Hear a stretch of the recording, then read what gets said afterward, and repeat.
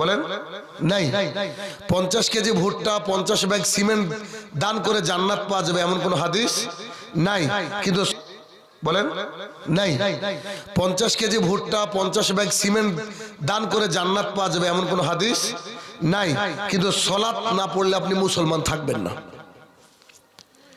যে মসজিদের উন্নতি কল্পে জলসা, ওই মসজিদে যদি ফজরে 4 জন হয় বা 5 জন হয় বা 7 জন হয়, গোটা গ্রাম থেকে ওই 7 জনই মুসলমান, বাদ বাকি সবাই কাফের।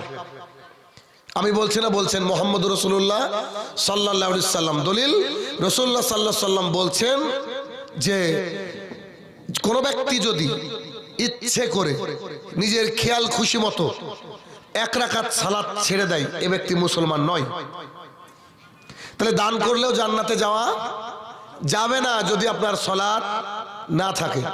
আগামী দিনে বলবো যিনারা আয়োজন করবেন, আয়োজন অনেক ত্রুটি আছে। একজন ভদ্রলোককে দায়িত্ব দেওয়া হয়েছে, উনি অনেক বয়স্ক, উনি কোনো তাল ঠিক করতে পারছেন না। ওনাকে বলে বলে আমি খাওয়া দাওয়া এখন খেলাম। আমি বাড়ির থেকে বেরিয়েছি দুপুরে, এখন রাত কটা বাজে বলেন তো? 11:30। এখন আমি ওনাকে বলে বলে বললাম যে খাওয়ার ব্যবস্থা আছে কি? তারপরে উনি বলছে চলেন যাই। তো একটু দায়িত্ব ঠিকঠাক করে পালন করা উচিত বলে আমি মনে করি। কেননা এটা আমার কষ্ট না, কারণ আমি আপনাদের মেহমান, আমার সাথে কেমন আচরণ করবেন আল্লাহ রসুল বলে গিয়েছেন। আপনার যেমন আপনি বাড়িতে থাকেন তার চেয়ে ডবল ভালো আচরণ করতে হবে মেহমানের সাথে। কথা বলছেন না? তো শুধু দায়িত্ব নিলে হবে না, দায়িত্ব যদি ঠিকঠাক পালন না করতে পারেন তাহলে পরকালে আটকে যাবেন। আমি আমার মন থেকে আমার কোনো বিদ্বেষ নাই, কারণ আমাদের অভ্যাস আছে, রাতের পর রাত আমরা প্রোগ্রাম করি আলহামদুলিল্লাহ। কিন্তু শুধু দায়িত্ব পালন করিয়েন না, দায়িত্বের সাথে সাথে ইসলামিক বিষয়টাকে মানতে হবে। কেন বলি, যিনারা আমার জলসা শোনেন তারা সবাই বোধহয় জানেন যে রাত 12টার পর আমি কথা বলি না, এটা আমার নীতি। কেন? কারণ সারা রাত জালসা শুনে একটা নেকিও নাই। ফজরের সালাত যদি আপনি নষ্ট করে দেন তাহলে শেষ। একটা মানুষ এখন ঘুমাচ্ছে বাড়িতে, এই চামা গ্রামের মানুষ বাড়িতে ঘুমাচ্ছে, কিন্তু ফজরে হাইয়ালা সালাত ডাকে মসজিদে গিয়েছে, ওই ব্যক্তি নেকি পাবে না? পাবে না। আচ্ছা, মসজিদে যায়নি, হাদিস শুনেন। আয়েশা রাদিয়াল্লাহু তাআলা আনহা বলেন রাসূলুল্লাহ সাল্লাল্লাহু আলাইহি সাল্লাম বলেছেন, কোন ব্যক্তি যদি ফজরে উঠে 2 রাকাত সুন্নাত সালাত আদায় করে, কি নামাজ? সুন্নাত। 2 রাকাত সুন্নাত সালাত আদায় করে, এ দেখেন এটা একটা দাড়ি, এটা একটা দাড়ি, দাড়ি পাল্লা বুঝুন না, দাড়ি পাল্লা। রাসূলুল্লাহ সাল্লাল্লাহু আলাইহি সাল্লাম বলছেন একটা লোক সুন্নাত সালাত আদায় করেছে ফজরে, এই লোকটা এই এর দাড়িতে তুলে দেওয়া হলো কি 2 রাকাত সুন্নাত। আর রাসূল সাল্লাল্লাহু আলাইহি সাল্লাম বলছেন গোটা পৃথিবীকে বিক্রি করে যা হবে সব টাকা এই দাড়িতে। রাসূল সাল্লাল্লাহু আলাইহি সাল্লাম বলছেন, কথা বোঝাতে পারছি আমি? মানে গোটা পৃথিবী একদিকে আর 2 রাকাত সালাত একদিকের বেশি।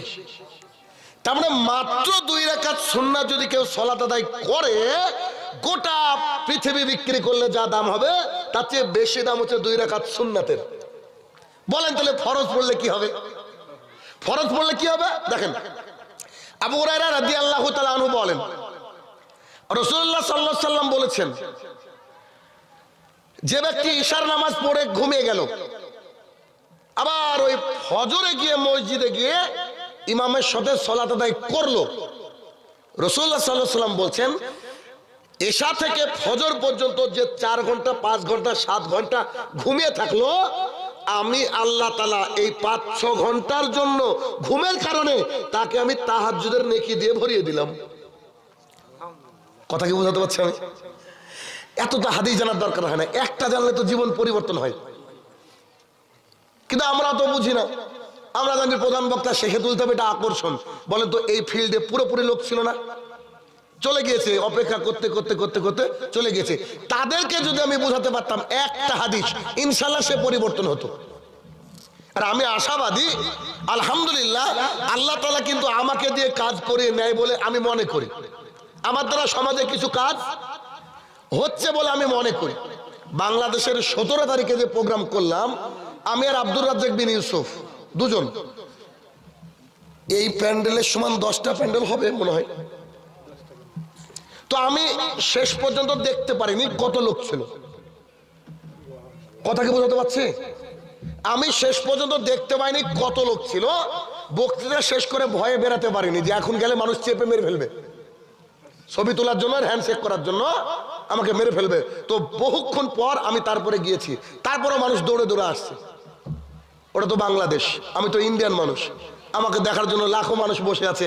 আর আপনি এখানে এসে এই অবস্থা হলে একটু কষ্ট হবে না আমার? কি কথা বলেন, কষ্ট হবে কি হবে না? অতএব শুধু দায়িত্ব পালন নয়, আল্লাহ এবং আল্লাহ রসুলের তরিকা অনুযায়ী আমাদের জীবনকে পরিচালনা করতে হবে। রাসূলুল্লাহ সাল্লাল্লাহু আলাইহি ওয়াসাল্লাম খুব বেশি বক্তৃতা দিতেন না, 15 মিনিট 20 মিনিট বক্তৃতা দিতেন, কিন্তু তার বক্তৃতার এত ধার ছিল যে কথায় কথায় কথায় কথায় হাদিস। আপনি আমাকে 8 ঘন্টা সময় দেন, আমি 8 ঘন্টা আপনাকে 40-50টা হাদিস শোনাবো। কিন্তু এমনও বক্তা আছে 3 ঘন্টা আলোচনা করবে, ওই পেটে লাথি মারলে 5টা হাদিস বেরোবে না। আমি কিন্তু আলোচনা শুরু করিনি, 4-5টা হাদিস শুনে নিয়েছেন, বুঝতে পারছেন কি? শোনেননি? আয়েশা রাদিয়াল্লাহু আনহার হাদিস কি বলেন তো? ওই যে মনে পড়ছে, 2 রাকাত সুন্নাত আদায় করলে কি হয়? চামাগ্রাম নয়, গোটা পৃথিবী একদিকে, আর 2 রাকাত সুন্নাত একদিকে। আবু হুরায়রা থেকে বর্ণিত আরেকটা হাদিস শুনেছেন, কোনটা? ওই যে ব্যক্তি ইশার সালাত আর ফজরের সালাত মসজিদে গিয়ে জামাত আদায় করলো, নাকে সরিষার তেল দিয়ে ঘুমালো, তারপরে এই সময়টা কিসের নেকি? তাহাজ্জুদের নেকি পেল। আর ওই যে আরেকটা হাদিস বলেছি শুরুতে, যে দায়িত্ব পালন করেও জাহান্নাম। অত ভাবিয়েন না যে জলসার আয়োজন করেছে মানে আল্লাহ আমাকে জান্নাত দিবে, এ কথা নয়। তার মানে বুঝতে হবে যে দায়িত্ব পালন করলে সঠিকভাবে পালন করতে হবে। বলছিলাম যে আলোচনার বিষয় হচ্ছে আজকে সিয়াম, খুবই সংক্ষেপে। আচ্ছা, আমার সামনে যারা বসে আছেন সবাই জানেন আজকে হচ্ছে 22 তারিখ ফেব্রুয়ারি মাস 2024 সাল, ঠিক না? আজকে আরবি কত সাল কে বলতে পারবেন সামনে থেকে?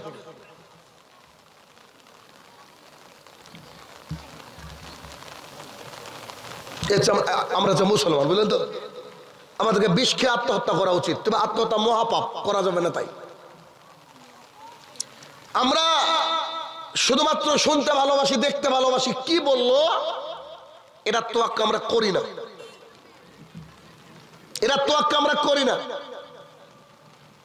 বাংলাদেশের ব্রাহ্মণবাড়িয়াতে একটা প্রোগ্রামে গেলাম, তো এই ভদ্রলোকের মতন একজন ব্যক্তি, উনি আমাকে ওই টিভিতে দেখেছেন, ওই যে ইউটিউবে দেখেছেন, উনি বলেছেন এই বক্তাকে কোনোদিন যদি আনা হয়।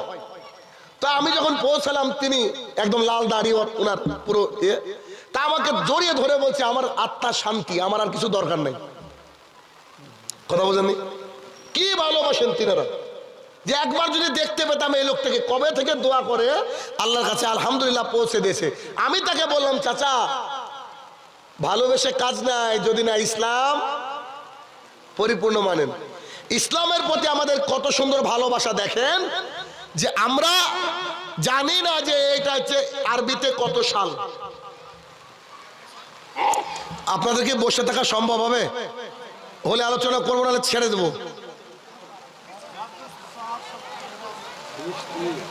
না, বৃষ্টি জোরে হলে তো অসুবিধা। দেখেন ইতস্তত, এটাই তো সমস্যা। এতক্ষণ কিন্তু বক্তৃতা শেষ হয়ে যেত আলহামদুলিল্লাহ। বলেন কি পরিস্থিতি? দেখেন, তারপরেও মন খারাপ করে লাভ নেই। এটা কিন্তু আল্লাহ তাআলার বৃষ্টি, একটা নিয়ামত, কিচ্ছু করার নেই। বৃষ্টি কি একটা নিয়ামত।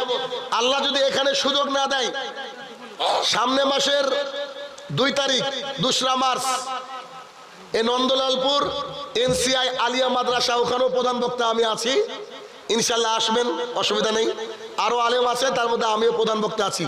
দেখেন এখন যদি বৃষ্টি ঠেকিয়ে কিছুটা আলোচনা শুনতে পারেন তো আলহামদুলিল্লাহ, কারণ আল্লাহ তাআলা যা লিখে রেখেছে তা হবে। পৃথিবী সৃষ্টির 50,000 বছর আগে এটা লেখা ছিল, এটা লেখা ছিল মিশকাত শরীফ হাদিস নম্বর 73। দেখেন সব কিছু দলিল আছে। তবে যেতে যেতে যতটুকু শুনেন, যতটুকু বলার আমার, এইটা হচ্ছে 1445 সাল। আজকে হচ্ছে শাবান মাসের 12 তারিখ, আর 2-3 দিন পর শবে বরাত আসবে। এলাকায় পালন করে শবে বরাতের একটা রোজা জাহান্নামে যাওয়ার কারণ।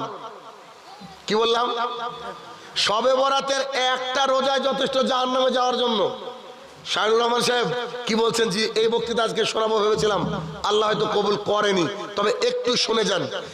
আয়েশা রাদিয়াল্লাহু তাআলা আনহা বলেন, রাসূলুল্লাহ সাল্লাল্লাহু আলাইহি সাল্লাম বলেছেন, রাসূলুল্লাহ সাল্লাল্লাহু আলাইহি সাল্লামকে আমি রমাদান মাসে পুরো মাস রোজা করতে দেখেছি।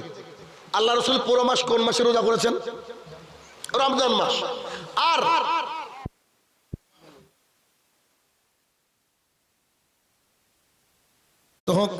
আমরা বলি আল্লাহুম্মা আমিন। আজ মালদা বৈষ্ণবনগর অন্তর্গত জয়নপুর চামা রশিদ মিস্ত্রি টোলা অত্র এলাকায় আজকে আমার সংক্ষিপ্ত বক্তৃতার বিষয় সিয়াম। উক্ত বিষয়ে তথ্য এবং তত্ত্ববহুল আলোচনা করার চেষ্টা করব ইনশাআল্লাহুল আজিজ। যেহেতু রাত বেশ অনেকটা হয়েছে, আকাশ থেকে টুকটাক বৃষ্টিও পড়ছে, আর এই এখন যে সময়, এই সময়টা অ্যাকচুয়ালি বক্তৃতা শেষ করার সময়। তো বক্তৃতা শেষ করার সময় আমাকে উঠানো হলো। দেখেন, বিষয় হচ্ছে আমরা সবাই কিন্তু আল্লাহ তাআলার জান্নাতের জন্য কাজ করি। যিনারা আজকে আয়োজন করেছেন ওনাদের কিন্তু উদ্দেশ্য একটা, যে আল্লাহর জান্নাত চাই, তাই না? তাই তিনারা একটা মসজিদের উন্নতি কল্পে জলসা করছেন। আজকে যেসব মানুষ দান করেছেন, আলহামদুলিল্লাহ, আল্লাহ তাদের দানগুলোকে কবুল করুক। মাঝে একটু কথা এরকম যে আপনার আমার মসজিদ আর কাবা ঘর, এ দুটোর মধ্যে বিস্তর ফারাক আছে। কাবা ঘরে 1 রাকাত সালাত আদায় করলে 1,00,000 রাকাতের নেকি পাওয়া যায়, আর আমাদের মসজিদে 1 রাকাত সালাত আদায় করলে 1 রাকাতই নেকি পাওয়া যায়। তো কাবা ঘরকে যিনারা রক্ষণাবেক্ষণ করতেন তাদের মধ্যে কিন্তু আবু জেহেল ছিল, উতবা ছিল, সাইবা ছিল, এমনকি রাসূল সাল্লাল্লাহু আলাইহি ওয়াসাল্লামের চাচা আবু তালেব তিনিও ছিলেন। জানেন তো আপনারা? কথা বুঝছেন আমার? আচ্ছা, তো ইতিহাস এবং হাদিস দেখা যায় যে যিনারা দায়িত্ব ছিলেন কাবা ঘরের, তারা সবাই জাহান্নামী। এই কথার মাধ্যমে আমি বোঝাতে চাইছি যে মসজিদের দায়িত্ব পালন করলে জান্নাতে যাওয়া যাবে এমন কোন হাদিস বলেন নাই। 50 কেজি ভুট্টা, 50 ব্যাগ সিমেন্ট দান করে জান্নাত পাওয়া যাবে এমন কোন হাদিস নাই। কিন্তু সালাত না পড়লে আপনি মুসলমান থাকবেন না। যে মসজিদের উন্নতি কল্পে জলসা, ওই মসজিদে যদি ফজরে 4 জন হয় বা 5 জন হয় বা 7 জন হয়, গোটা গ্রাম থেকে ওই 7 জনই মুসলমান, বাদ বাকি সবাই কাফের। আমি বলছি না, বলছেন মুহাম্মদুর রাসূলুল্লাহ সাল্লাল্লাহু আলাইহি সাল্লাম। দলিল, রাসূলুল্লাহ সাল্লাল্লাহু আলাইহি সাল্লাম বলছেন যে কোন ব্যক্তি যদি ইচ্ছে করে নিজের খেয়াল খুশি মতো 1 রাকাত সালাত ছেড়ে দেয়, এ ব্যক্তি মুসলমান নয়। তাহলে দান করলেও জান্নাতে যাওয়া যাবে না যদি আপনার সালাত না থাকে। আগামী দিনে বলবো যিনারা আয়োজন করবেন, আয়োজন অনেক ত্রুটি আছে। একজন ভদ্রলোককে দায়িত্ব দেওয়া হয়েছে, উনি অনেক বয়স্ক, উনি কোনো তাল ঠিক করতে পারছেন না। ওনাকে বলে বলে আমি খাওয়া দাওয়া এখন খেলাম। আমি বাড়ির থেকে বেরিয়েছি দুপুরে, এখন রাত কটা বাজে বলেন তো? 11:30। এখন আমি ওনাকে বলে বলে বললাম যে খাওয়ার ব্যবস্থা আছে কি? তারপরে উনি বলছে চলেন যাই। তো একটু দায়িত্ব ঠিকঠাক করে পালন করা উচিত বলে আমি মনে করি। কেননা এতে আমার কষ্ট না, কারণ আমি আপনাদের মেহমান, আমার সাথে কেমন আচরণ করবেন আল্লাহ রাসূল বলে গিয়েছেন। আপনার যেমন আপনি বাড়িতে থাকেন তার চেয়ে ডবল ভালো আচরণ করতে হবে মেহমানের সাথে। কথা বলছেন না? তো শুধু দায়িত্ব নিলে হবে না, দায়িত্ব যদি ঠিকঠাক পালন না করতে পারেন তাহলে পরকালে আটকে যাবেন। আমি আমার মন থেকে আমার কোনো বিদ্বেষ নাই, কারণ আমাদের অভ্যাস আছে, রাতের পর রাত আমরা প্রোগ্রাম করি আলহামদুলিল্লাহ। কিন্তু শুধু দায়িত্ব পালন করিয়েন না, দায়িত্বের সাথে সাথে ইসলামিক বিষয়টাকে মানতে হবে। কেন বলি? যিনারা আমার জলসা শোনেন তারা সবাই বোধহয় জানেন যে রাত 12টার পর আমি কথা বলি না, এটা আমার নীতি। কেন? কারণ সারা রাত জালসা শুনে একটা নেকিও নাই। ফজরের সালাত যদি আপনি নষ্ট করে দেন তাহলে শেষ। একটা মানুষ এখন ঘুমাচ্ছে বাড়িতে, এই চামা গ্রামের মানুষ বাড়িতে ঘুমাচ্ছে, কিন্তু ফজরে হাইয়ালা সালাদ ডাক